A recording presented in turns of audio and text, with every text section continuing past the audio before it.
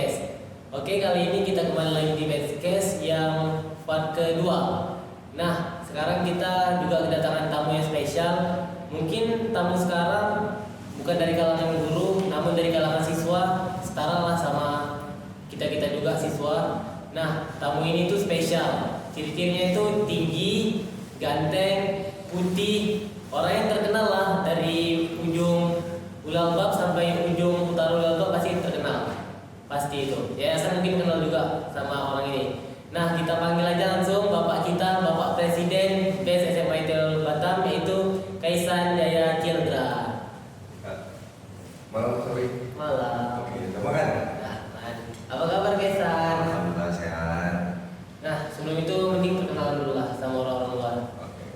Perkenalkan, nama aku Kaisan Jaya Cildra. Aku dari kelas 11 4. Nah, kali ini aku menjadi seorang narasumber di Bestcast, di Best Podcast. Nah, sekarang ini aku lagi menjabat sebagai Presiden Badan Eksekutif Siswa Terpadu di periode 2023-2024. Oke, di sini kan Kaisan sebagai presiden kan? Iya benar. Kepala utama lah di organisasi. Iya. Nah, bagi Kaisan BES itu apa sih? Bagi untuk teman-teman yang belum tahu kan? BES itu sama kayak OSIS di sekolah-sekolah luar ya. Nah, BES ini atau OSIS yang kita sebut adalah sebuah wadah yang bisa dijadikan para siswa-siswa di SMA ITB Ulalbab ini sebagai ya sumber atau wadah untuk meningkatkan skill masing-masing gitu. Biar Kayak lebih meningkatkan kreatif. soft skill gitu ya? Iya benar. Tidak hanya lancar di akademik di Ulalbab ini, tapi lancar juga di Iya, akademik. benar. Oke. Nah, dari dasar apa sih Kaisan mau mencalonkan diri sebagai presiden BES? Apa coba alasannya? Alasan terbesar ya, sorry ya. Alasan terbesar itu pengen improve diri sendiri lah. Jadi selain belajar, tadi benar, selain belajar di akademik, kita juga harus bisa belajar di non akademik. Kita harus bisa. Dan contohnya soft skill di bidang kepemimpinan ini. Nah, dengan masuknya kita ke BES, nggak perlu jadi pimpinan atau apa, kita udah bisa mimpin diri kita sendiri untuk nanti kita terjun di masyarakat. Itu dikasih public speaking, Iya. jiwa sosial, kemudian lah ya Iya, benar. untuk kedepannya. Nah, di BES mungkin pasti ada kayak ketua divisi-divisi gitu. Nah, kalau di BES apa coba namanya? Kalau di BES itu kita ngambil kayak apa ya namanya, kayak di negara kita deh. Negara kita kan ada presiden, wakil presiden, ada menteri, ada kementerian. Nah, di BES juga sama tuh. Oh, menteri juga? Iya, benar. Ada menteri apa aja itu? Coba sebutin. Kementeriannya ada 9. 9. Berbeda di tahun kemarin itu ada 8, ini ada tambahan baru. Yang pertama itu Kemensekap, Kementerian Sekretaris Kabinet, itu dipimpin oleh Rasya Amalia Zahra. Oh, orang paling kecil di UA. Ya benar, orang yang kecil.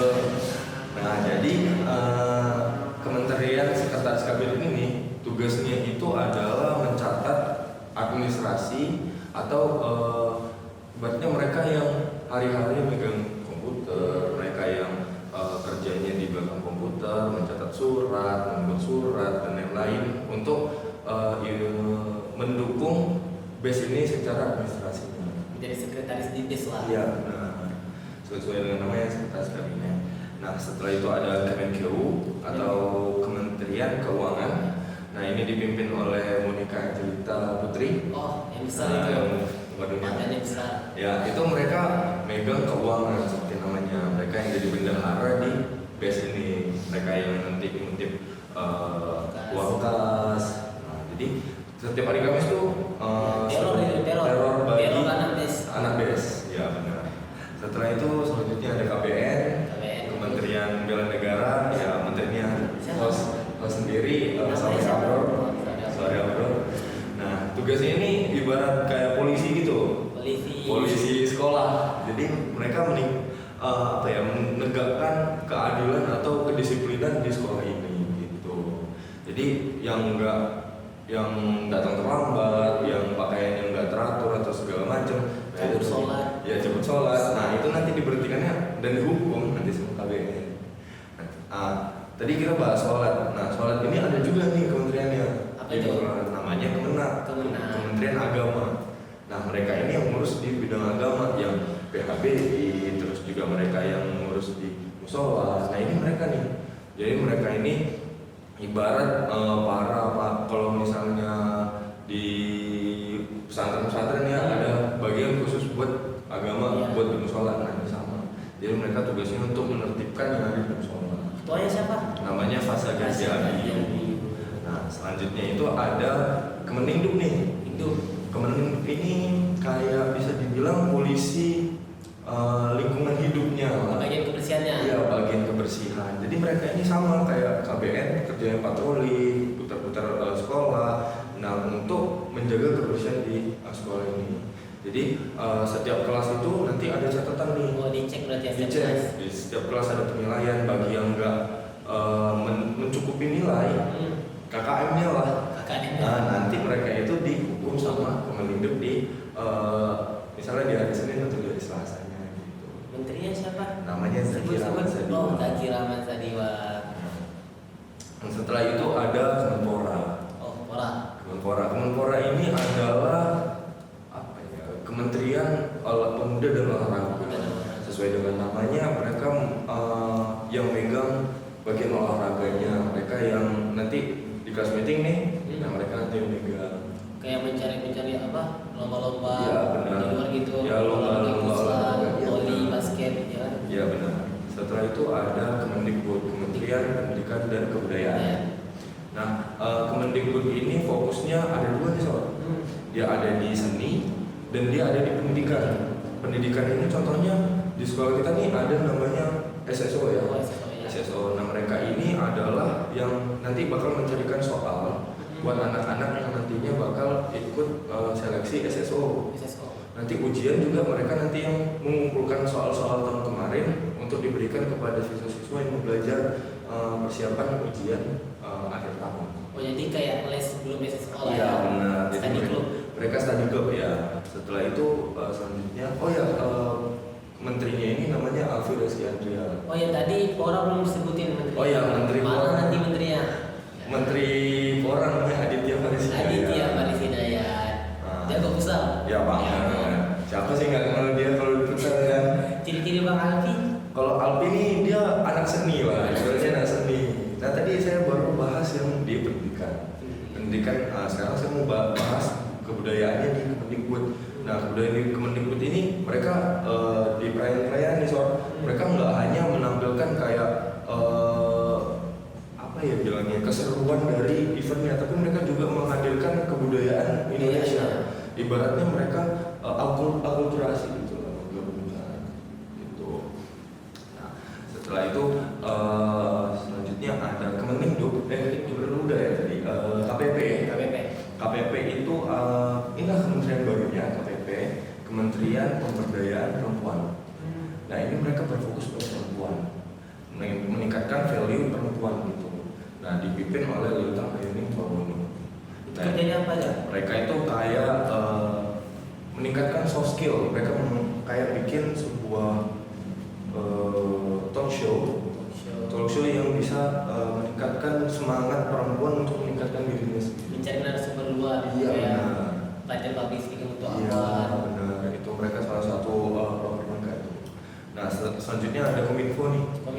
Kementerian Informasi dan Komunikasi. Nah Kominfo ini mereka ini super duper aktif lah. Di belakang layar. Nah hari-hari itu kalau misalnya ada acara, nah ini mereka lah yang tukang foto, tukang upload, tukang edit. Jadi mereka capek di awal, di akhir, di tengah, semua mereka capek. Kalau misalnya ada acara. Nah base case ini juga adalah program dari Kominfo juga nih. Di program yang sangat bagus sebenarnya untuk mengadakan narasumber yang sangat baik dan bisa membantu menaikkan memberi informasi lah tentang sekolah kita ini. Tentang base camp-nya untuk sekolah lain. Iya benar. Branding sekolah. Branding Branding organisasi juga. Kominfo ini dipimpin oleh Lutfi Rizkullah. Tapi yang sering aku lihat sih dari Kominfo ini mereka juga nggak aktif di acara, tapi mereka aktif juga di hari-hari kayak dokumentasi KBN, Kemenang. Ya benar, mereka juga selain mereka di event ya, mereka turun setiap kali ada proker harian, mereka tuh turun buat dokumentasinya. Gitu. Nanti diupload di Instagram Best SMA itu. Oke, untuk apa nih namanya? Kan di organisasi ini pasti ada mengadakan event. Ya, benar. Nah, event apa aja nih yang udah dijalankan oleh BES? Banyak kayaknya nih. Banyak banget.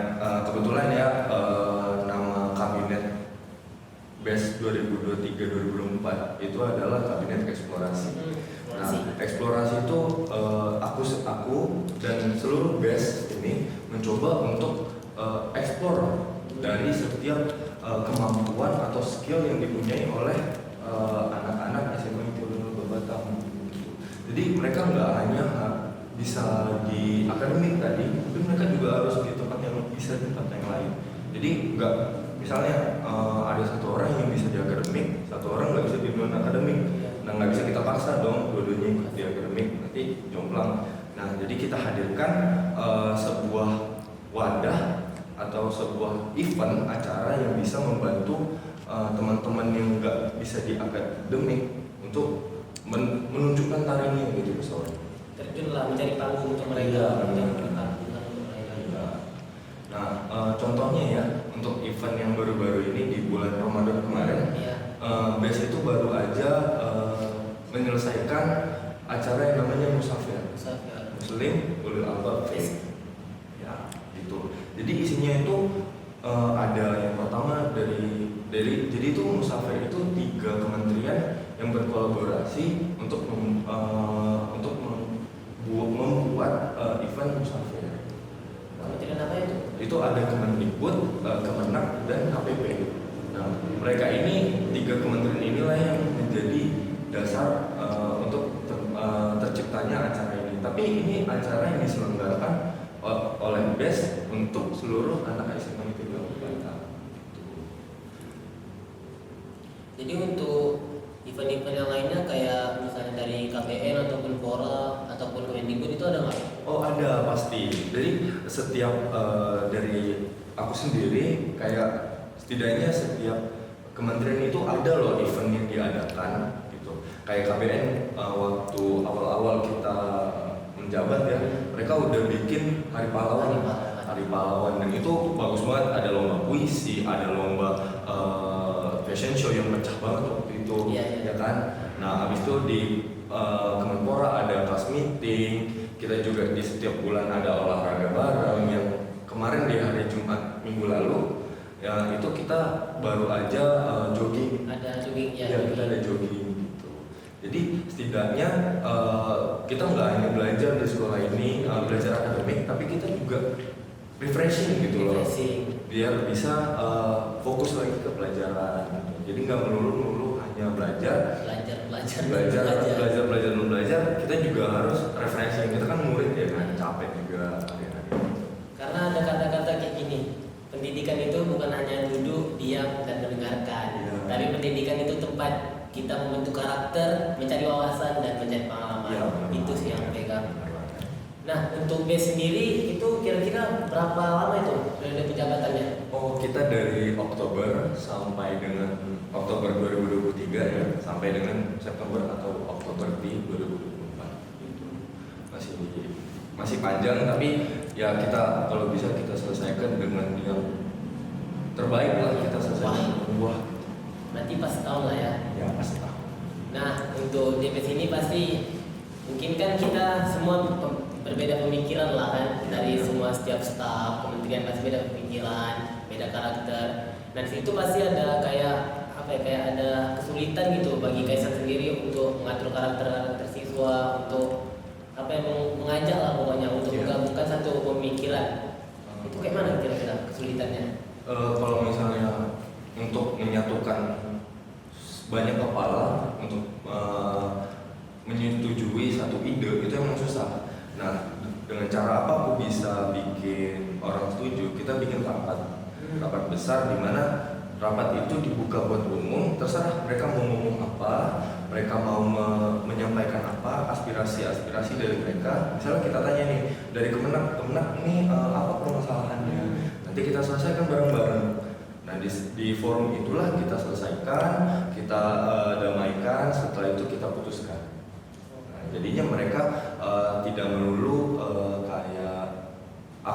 terus yang menyampaikan dan yang lain ikut-ikut aja gitu. Jadi ada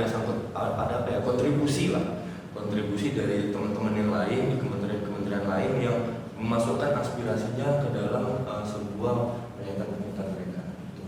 Nah, untuk di organisasi pasti kita tahu pasti ada masalah. Ya, pasti. Nah, masalah itu apa yang kalian Kaisan tangkap dalam masalah tersebut? Kalau misalnya ada setiap kementerian ada masalah, apa yang Kaisan lakukan? Kira-kira? Gimana ya, Sor? Kalau misalnya masalah di organisasi pasti ada ya kan? Pasti ada. Nah, jadi tadi itu yang bilang rapat. Jadi kalau misalnya emang yang gede, yang sampai ke eksternal dari base itu, kita kumpulkan seluruh anggota base. Setelah itu kita evaluasi.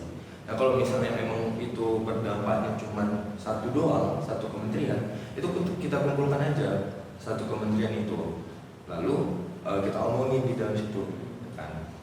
Atau kalau misalnya yang bermasalah bukan di kementeriannya atau di ininya, tapi dari pemimpinnya, dari menterinya, nah itu kita selesaikan di rapat PPK. Jadi kita nggak hanya menyediakan rapat umum, rapat kementerian, tapi kita punya rapat yang isinya itu menteri-menterinya. Jadi kita bisa menyelesaikan, bisa memperkecil forum lagi supaya tidak terlalu banyak kepala yang ikutan gitu. Jadi nggak terlalu banyak ide yang dikeluarkan. Gitu. Nah, kalau dari Kaisan sendiri pencapaian apa yang Kaisan ingin cari untuk kedepannya? Kira-kira pencapaian terbesar lah untuk tujuan Kaisan kedepannya. Sebenarnya pencapaian yang pengen saya kejar itu udah tercapai ya, sudah tercapai. Saya pengen bikin sebuah kayak pensi. Saya pengen bikin pensi yang dimana itu seluruh anak Alpep ikut gitu loh. Jangan sampai kayak dia punya talenta tapi dia nggak ngelakuin, nggak show off gitu. Kita tuh kalau misalnya udah punya talenta dalam diri kita harus show off. Nggak boleh kita diem aja. Nah itu udah dilaksanakan di Musafir. Tapi satu hal yang pengen saya dapetin atau yang pengen saya kejar banget adalah bersatunya seluruh kementerian yang sangat erat lah. Kadang kan organisasi itu kalau misalnya terlalu banyak kepala ya, apalagi base 89 orang ini terlalu banyak, jadinya kayak kelihatan sulit. Sebenarnya enggak bisa digabungkan. Nah itulah yang rencananya saya bakal coba. Ya pelan-pelan kita udah mulai ya satu persatu udah mulai digabung, udah mulai terkontrol.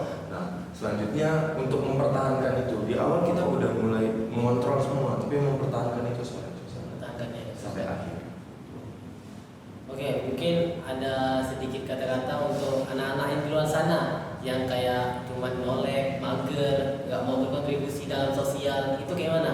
Biar mereka itu tahu kalau saya dunia itu tidak hanya pendidikan, tapi dalam pendidikan itu ada sebuah soft skill, bukan ilmu pengetahuan aja. Apa kira-kira? Jadi kalau misalnya untuk teman-teman yang di luar sana ya, khususnya yang nanti mau masuk ke SMA, karena kalau misalnya di SMP aja kita belum tentu dapetin perasaan yang kita rasain di SMA ya kan. SMA ini udah another levelnya sekolah gitu. Dia udah di tingkat paling tingginya sekolah sebelum masuk ke jenjang kuliah. Nah di SMA ini aku rasa ya kalian harus perbanyak relasi ya. Pertama itu relasi pertama, yang kedua pengalaman. Karena belum tentu pengalaman yang kita dapetin di saat ini bakal kita rasain lagi nanti pas kuliah. Jadi takutnya nanti kita kaget, shock, culture shock itu kan biasa terjadi di anak-anak muda. Nanti yang menghasilkan namanya mental health. Jadi jangan sampai kalian kaget dengan dunia luar yang begitu mencekam, begitu keras.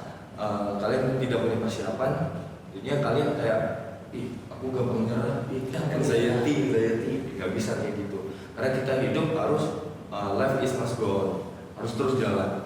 Jadi kita persiapkan dari sekarang, apapun caranya, dengan ikut olimpiade, dengan ikut organisasi, dengan ikut apapun itu, FLS 2M dan segala macam, pasti sekolah itu bakal push kita supaya kita bisa jadi pribadi yang lebih baik lagi.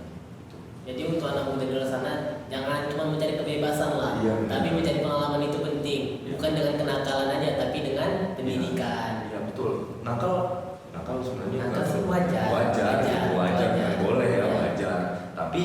ada batasnya. Iya, ada batasnya. Ada batasnya, dimana kita harus membedakan apa yang kita harus serius, dimana kita harus main-main gitu ya, harus pandai. Semua orang pasti pernah nakal, Ya, tapi benar. ya harus cari pengalaman juga lah untuk pencapaian hidup kita. Kita nakal tapi kita ada pencapaian. Ya, bagus. Karena kalau misalnya kita cuma nakal ikut nakalnya doang, ya kita nggak bakal berkembang di Iya, situ betul. doang. Kalau misalnya kita cuma di akademik doang, ya kita kurang relasi gitu. Apalagi kita sekarang Gen Z. Iya. 70% data mengatakan usia produktif untuk menuju Indonesia Emas tuh ya Gen Z, anak-anak muda.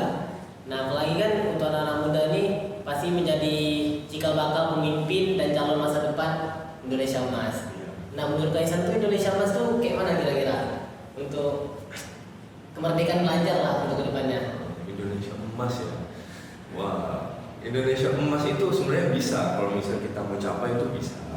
Dengan cara apa?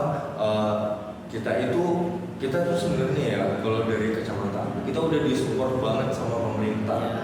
Anak khususnya siswa ya. Kalau dari yang aku tangkap, dari yang aku lihat di sosial media itu sebenarnya kita udah diuntungkan banget karena udah disediakan banyak kayak perlombaan yang tersebar luas di sosial media, dari beasiswa juga ada yang menunjang buat kita ke depannya nanti. Jadi tinggal kita petik aja loh apa yang sudah disediakan sama pemerintah. Oh ya, kayak contohnya tuh kayak ada duta SMA juga, Iya, duta benar. genre. Iya benar. Itu sebenarnya bagus sih. banget. Bagus. Tapi kan sebagian orang doang yang aware dengan itu. Nah jadi generasi Gen Z ini ya, kalau bisa jangan cuma main HP, cuma main game yang nanti kalau misalnya udah marah, kalau udah kalah marah-marah. Sama kebanyakan dari mereka juga mencari kebebasan aja, nakal untuk mencari kebebasan, Jangan. bukan pencapaian. Benar. Jadi kalau misalnya yang aku lihat ya nakal-nakal mereka nih kayak caper gitu loh, cari perhatian. Mungkin karena di rumahnya kurang perhatian dari orang tua, jadi mereka caper keluar. Sebenarnya boleh caper, tapi coba capernya dengan cara yang lebih baik gitu. Misalnya jadi duta SMA, itu bagus banget loh. Bagus banget. Wah iya, siapa kalau misalnya ikut duta SMA nanti dikenal satu provinsi kan, wah keren banget. Keren banget. Mana tahu nanti dari Kementerian Menteri Ada ya kan dari siswa SMA itu nambah ya kan ada ikut duta SMA. Wah itu keren banget. Makanya ya untuk kita bagi-bagi yang Gen Z ini, pemuda-pemuda, coba berani mencoba segala Iya. hal karena itu penting untuk kedepannya. Mungkin dari Kaisan ada kata-kata terakhir gitu untuk orang-orang luar atau apa? Untuk orang-orang luar ya. Untuk pemuda-pemuda lah, Gen Z lah. Gen Z. Ya tadi yang aku bilang, tadi Sauri juga bilang jangan berhenti buat mencoba karena kalau misalnya kalian semua teman-teman semua yang di luar sana berhenti untuk mencoba, nanti ujung-ujungnya penyesalan gitu. Penyesalan. Bener kan? Kalau misalnya kita udah capek nih misalnya, aku capek, aku gagal terus, aku nggak mau coba lagi nih. Nah nanti waktu di saat teman-teman udah mencapai yang misalnya teman-teman yang mau masuk kuliah, ada lulus dengan sertifikat gitu ya kan, masuk kuliah dengan sertifikat, dengan jalur sertifikat. Sebenarnya teman-teman mampu gitu untuk mendapatkan sertifikat itu, tapi teman-teman tidak mau mencoba, takut gagal. Itu nggak boleh, karena proses gitu ya misalnya. Karena aku jumpa kata-kata lagi nih. Apa sekarang? Katanya kegagalan itu adalah guru terbaik, sedangkan kenangan termanis itu adalah pengalaman. Iya bener banget. Keren emang Sauri ini seorang apa ya, penjangganya ulul albab lah. Udah biasa. Keren banget Sauri. Kata-kata yang apa ya, inspire sebenarnya. Inspire banget gitu. Jadi teman-teman itu nggak boleh capek buat mencoba ya kan Sauri. Karena kalau misalnya capek mencoba itu penyesalan. Nah, kalau misalnya emang teman-teman di luar sana yang kayak malu buat mencoba, takut buat mencoba, coba sekali-sekali lihat deh teman-teman yang udah berhasil. Misalnya kita sebut aja kayak Jerome Pauline. Jerome Pauline ya kan. Siapa yang nggak kenal dia Jerome Pauline? Orang yang pintar, dan udah keluar sekolah di Jepang dan segala macam. Terus kita lihat Maudy Ayunda. Soal dia penyanyi yang Maudy Ayunda. Nah, dia juga sekolah di luar negeri. Nah, kita lihat mereka gagal berapa kali sih untuk nyampe di stage itu. Nah, kalau misalnya teman-teman yang masih malu, masih takut buat mencoba, coba lihat artis-artis itu. Jangan artis yang dilihat ya, yang artis TikTok. Mungkin ada artis TikTok yang bisa ningkatin semangat kita, tapi kadang lebih banyak enggaknya ya. Nah, jadi coba di searching yang baik, yang bisa membuat semangat kita naik gitu ya soalnya. Intinya itu jangan lihat hasilnya, tapi lihatlah prosesnya. Jadi kita ikutin prosesnya. Oke, mungkin hanya segini yang dapat disampaikan ya kita. Ya, benar. Segini aja kan? Ya, Mungkin segini aja ilmu dan edukasi dari Bestcase dari bintang tamu kita Bapak Presiden